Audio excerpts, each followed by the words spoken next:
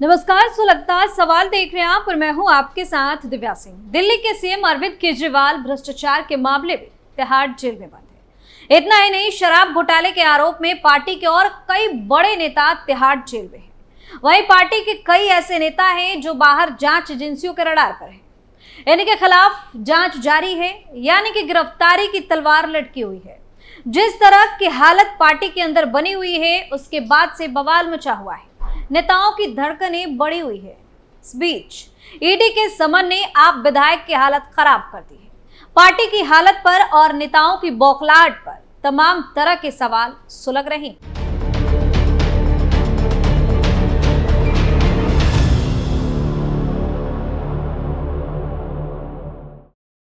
अमानतुल्लाह खान की क्यों बड़ी मुश्किलें?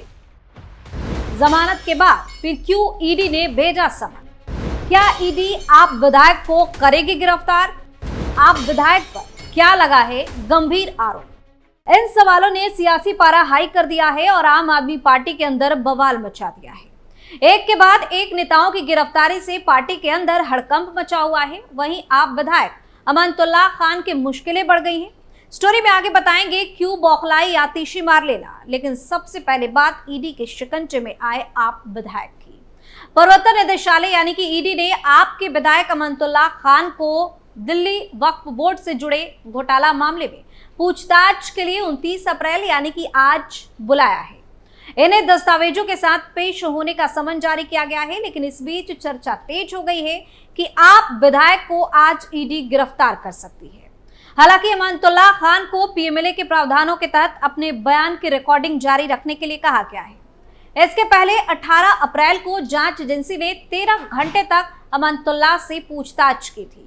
ईडी दफ्तर से निकलने के बाद उन्होंने कहा था कि मैं सुप्रीम कोर्ट के निर्देश पर आया था। जांच एजेंसी ने पूछताछ की और मेरा बयान दर्ज किया है। बता दें कि अमानतुल्लाह खान पर दिल्ली वक्फ बोर्ड के अध्यक्ष के रूप में 32 लोगों को अवैध रूप से भर्ती करवाने का आरोप है। इसके साथ ही इन्होंने अवैध रूप से दिल्ली वक्फ बोर्ड की कई संपत्तियों को किराए पर दिया।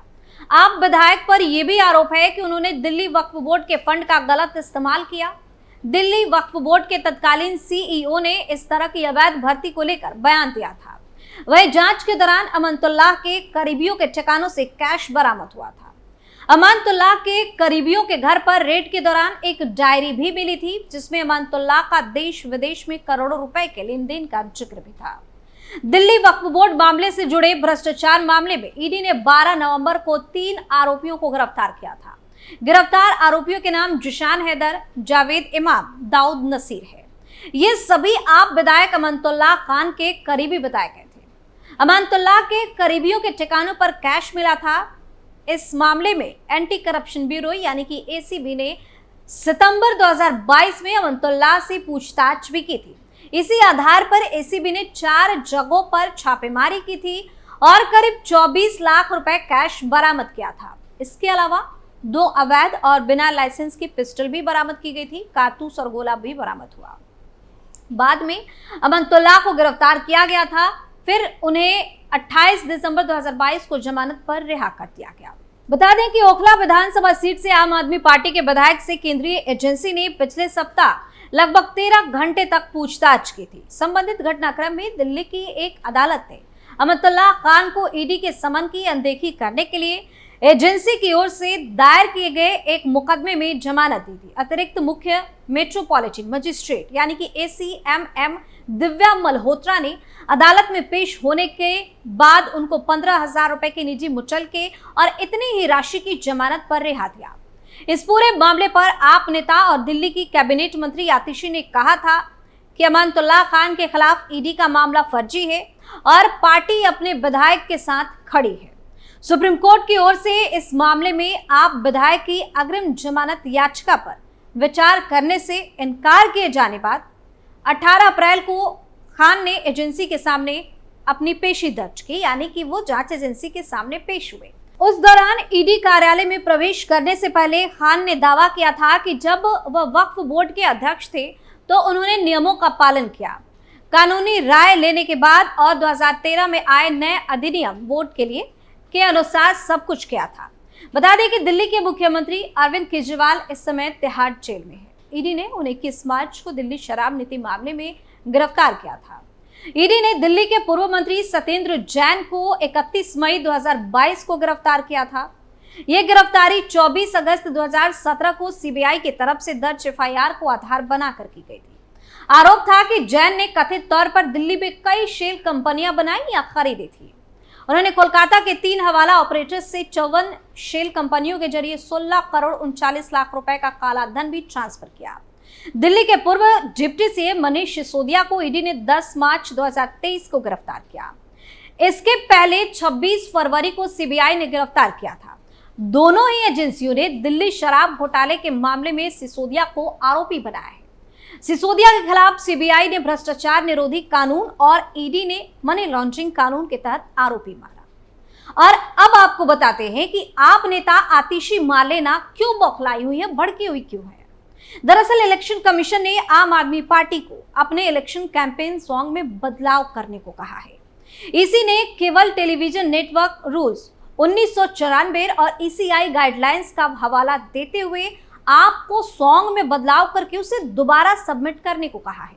सॉन्ग को चेक करने के बाद ही उसे सर्टिफिकेट दिया जाएगा। ईसीआई ने कहा कि सॉन्ग की लाइन जेल के जवाब में हम वोट देंगे के साथ आक्रोशित भीड़ नजर आ रही है। इस भीड़ के हाथ में जेल के सलाखों के पीछे अरविंद केजरीवाल की तस्वीर है। इस तरह के पिक्चराइजेशन से न्यायपालिका की छवि खराब होती है।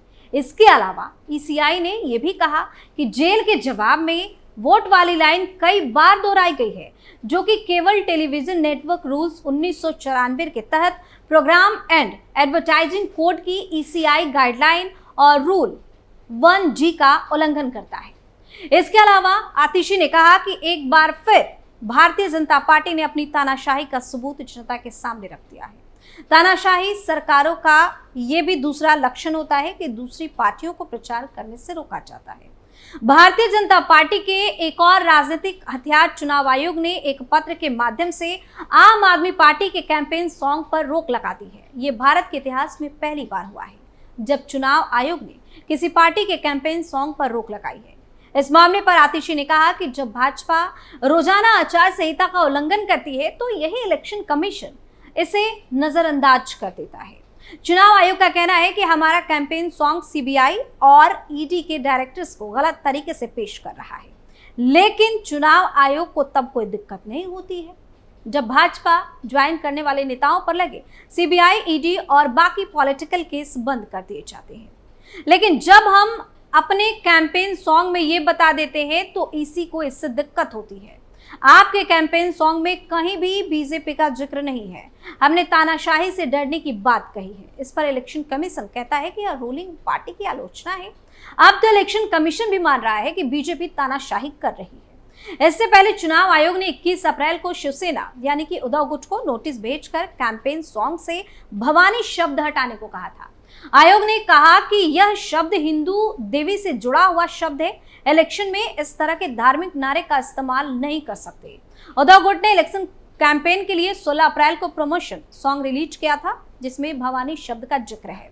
आयोग के नोटिस पर उद्धव ठाकरे ने नाराजगी जाहिर करते हुए कहा कि वे अपने थीम सॉन्ग से भवानी शब्द नहीं हटाएंगे। आयोग को जो कार्रवाई करनी है कर ले।